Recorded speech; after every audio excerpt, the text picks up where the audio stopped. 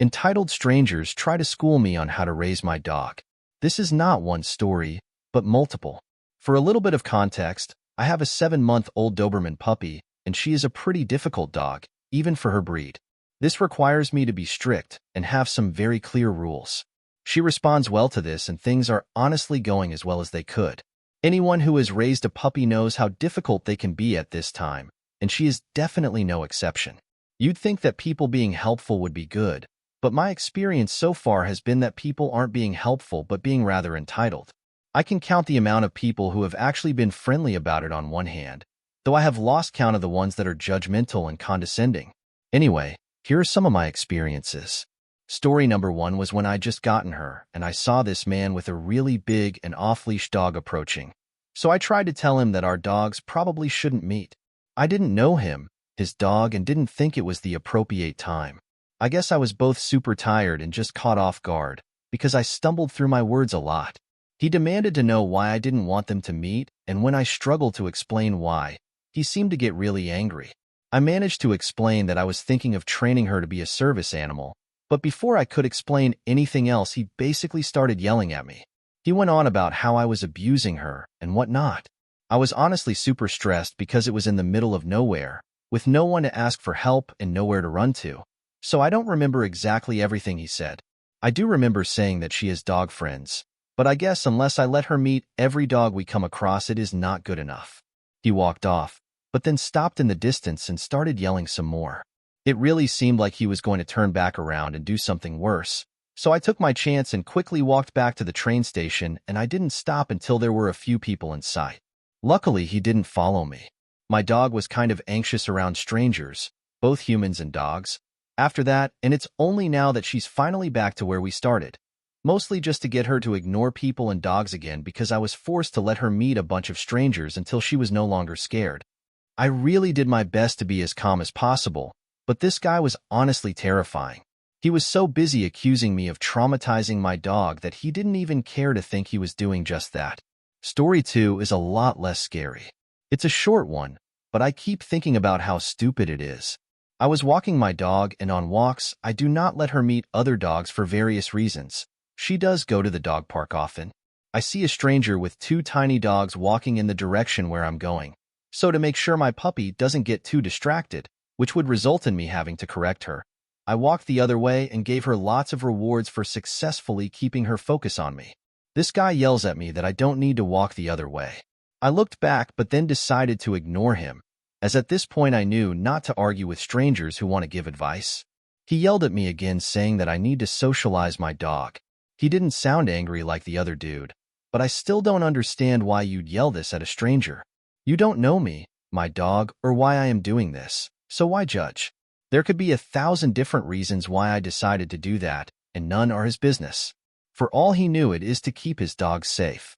Story 3 happened today, and is pretty similar to the last, though with this one I have a history.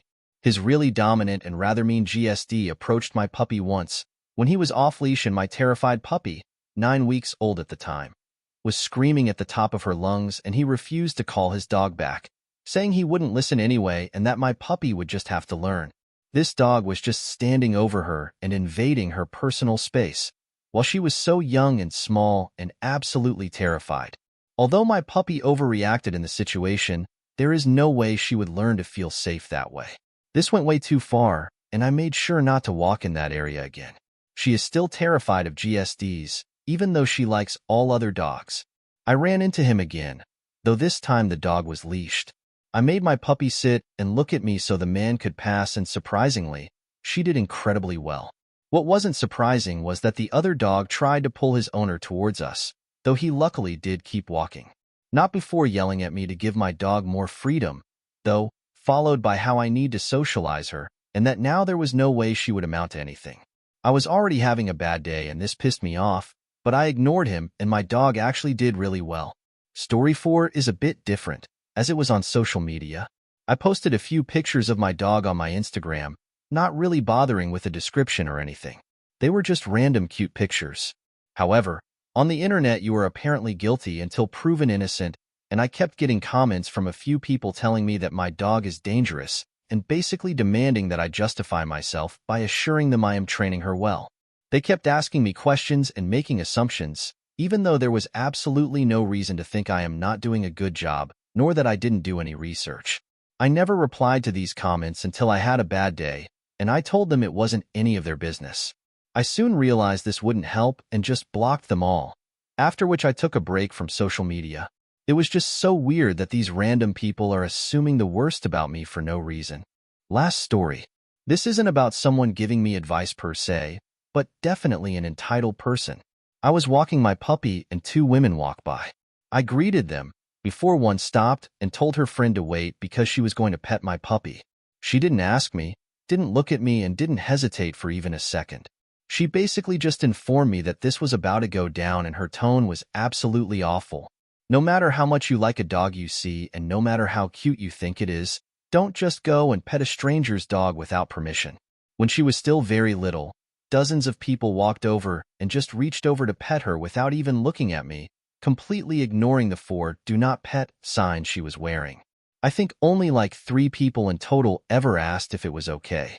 Anyway, I politely told her that I didn't want her to pet my dog. She asked if my dog was aggressive, and I said no, so she demanded to know why she wasn't allowed. I told her I am training her right now. She informed me that I do need to socialize my dog.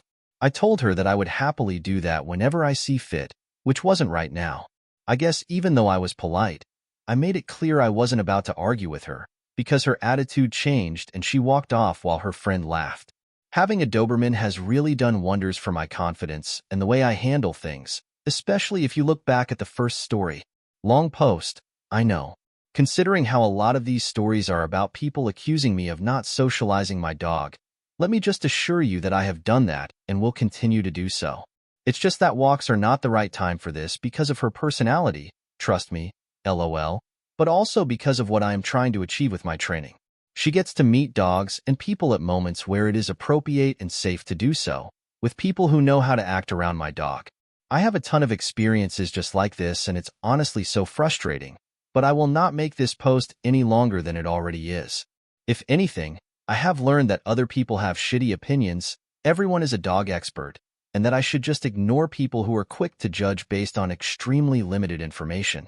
Most people are just not worth your time, really.